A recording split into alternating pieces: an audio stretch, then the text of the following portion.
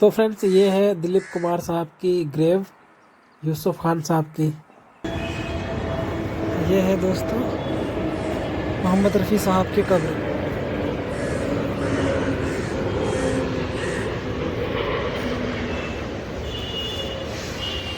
अल्लाहु अकबर। अल्लाहुम्मा सल्ली अला मुहम्मद व अला आलि मुहम्मद कमा सल्लैता अला इब्राहीम व अला आलि इब्राहीम इन्नका हमीदुम मजीद।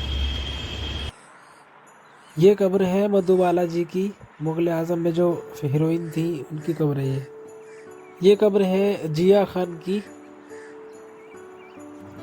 ये कब्र आप जो देख रहे हो ये ग्रेव है 1970 के दशक की परवीन बॉबी की। ये आप देख सकते हो ये कब्र है सिंगर मोहम्मद अजीज़ की। तो फ्रेंड्स, मोहम्मद रफ़ी साहब को और दिलीप कुमार साहब को और मुग़ल आज़म की मधुबाला जी को और म्यूज़िक डायरेक्टर नौशाद अली जी को और सिंगर मोहम्मद अजीज़ को कौन नहीं जानता, इनको पूरी दुनिया जानती है, सब लोग वाकिफ़ हैं इनसे। तो दोस्तों, आज का मेरा टॉपिक इसी से रिलेटेड है। हालांकि ये इस दुनिया में ये लोग अब नहीं रहे, ये दुनिया से पर्दा कर चुके हैं, इंतकाल फरमा गए हैं। तो दोस्तों, मेरा टॉपिक ये है कि मैं इनकी आज आपको कब्रों के बारे में बताऊंगा कि इनकी कब्र ग्रेव जो है वो कहाँ कहाँ पर है, किस किस जगह पर है, कौन सी कब्र किसकी है, ये मेरा टॉपिक है आज का वीडियो का।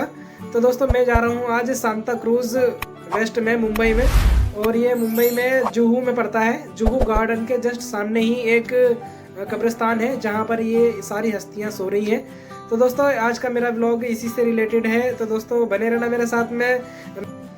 तो welcome back to my YouTube channel season 1 में स्वागत है आपका। मैं हूँ आसिफ असलम। तो दोस्तों, वीडियो को यार शेयर और लाइक ज़रूर करना, सब्सक्राइब करना। तो दोस्तों, बने रहना मेरे साथ में। वीडियो में आपको सब बताने वाला हूँ, सारी डिटेल इस व्लॉग में देने वाला हूँ कि और कौन कौन सी हस्तियाँ हैं वहाँ पर और किस किस की कब्रें हैं उस कब्रिस्तान के अंदर। तो चलिए वीडियो करते हैं स्टार्ट दोस्तों। तो फ्रेंड्स, मैं पहुँच गया हूँ जुहू गार्डन की लोकेशन पर। आप ये मैप पर लोकेशन डालोगे जुहू गार्डन की तो ये लोकेशन यहीं पर ही छोड़ेगी आपको। और ये जस्ट सामने ही इसके जुहू गार्डन के ये मस्जिद है, ये आप देख सकते हो। ये जुहू गार्डन के सामने ही एक मस्जिद है, यहाँ जुम्मे की नमाज़ होने वाली है। अब मैं जुम्मे की नमाज़ पढ़ूँगा पहले, तो उसके बाद में कब्रिस्तान में जाते हैं और दिलीप साहब की कब्र पे और मोहम्मद रफ़ी साहब के कब्र पर फादे पढ़ते हैं, सवाब पहुँचाते हैं। तो पहले नमाज़ का टाइम हो रहा है दोस्तों, नमाज़ पढ़ने के लिए जा रहा हूँ मैं इस मस्जिद की। ये मस्जिद देख सकते हैं आप, सांता क्रूज़ की मस्जिद है और बहुत ही अच्छी, बहुत खूबसूरत मस्जिद है अंदर से भी। और इसके बिल्कुल जस्ट बराबर में ही है कब्रिस्तान है। तो दोस्तों, यहाँ पर पहुँचने के लिए सबसे नियरेस्ट रेलवे स्टेशन है सांता क्रूज़ का। तो वहाँ से आप ऑटो रिक्शा लेकर के यहाँ पर इजीली पहुँच सकते हैं। 30 से 40 रुपये का आपका किराया लगेगा और आप यहाँ पर पहुँच सकते हैं। इस मस्जिद का नाम है मस्जिदुल जामा मुस्लिम मजलिस के नाम से ये मस्जिद मिल जाएगी आपको। और आज है जुमे का दिन दोस्तों, आज है नमाज़ पढ़ने का मेरा टाइम हो रहा है। तो चलिए मैं आपको अंदर से दिखा देता हूँ जामा मस्जिद का थोड़ा सा नज़ारा।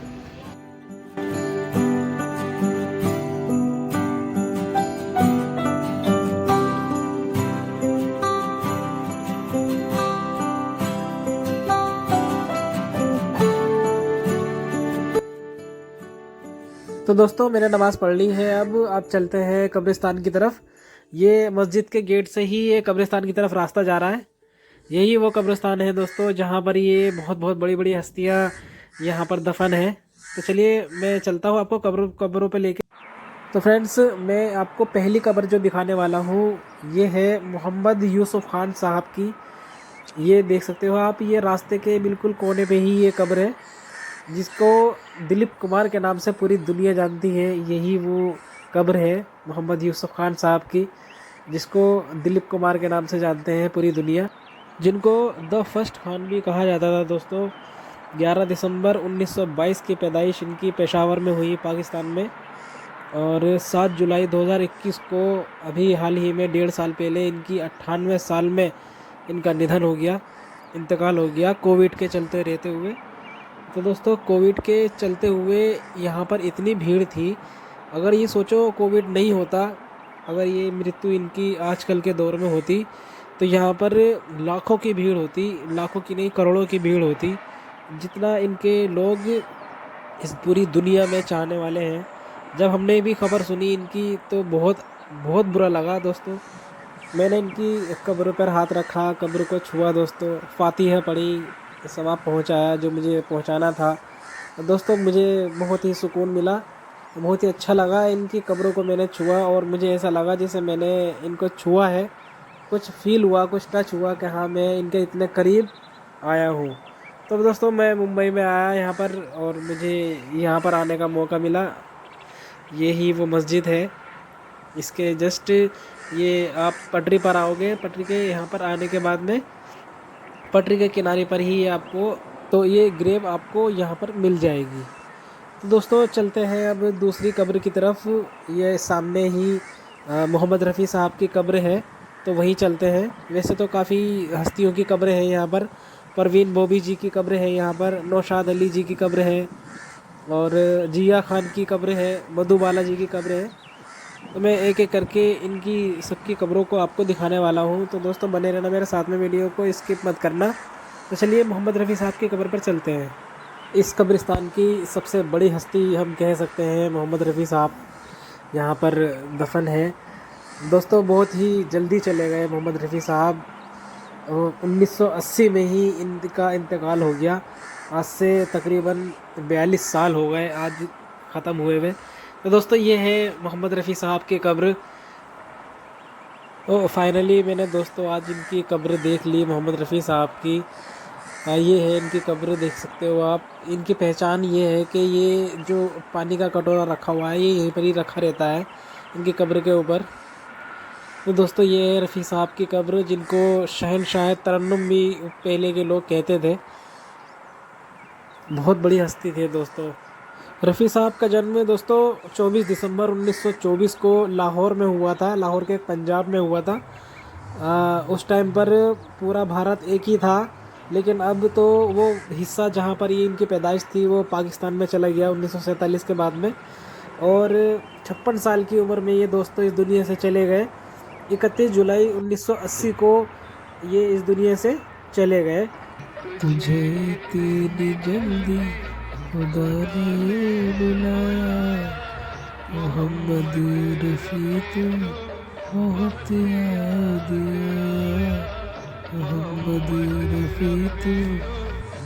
तो दोस्तों ये गाना अभी आपने सुना, मोहम्मद रफ़ी तू बहुत याद आया। तो ये मोहम्मद रफ़ी की ग्रेव तो मैंने आपको दिखा दी, लेकिन ये जिसने गाया है गाना ये है मोहम्मद अज़ीज़, जिनकी कब्र भी बिल्कुल यहीं पर ही है। मैं आपको अभी उनकी कब्र पर लेकर चलता हूँ, मोहम्मद अज़ीज़ की।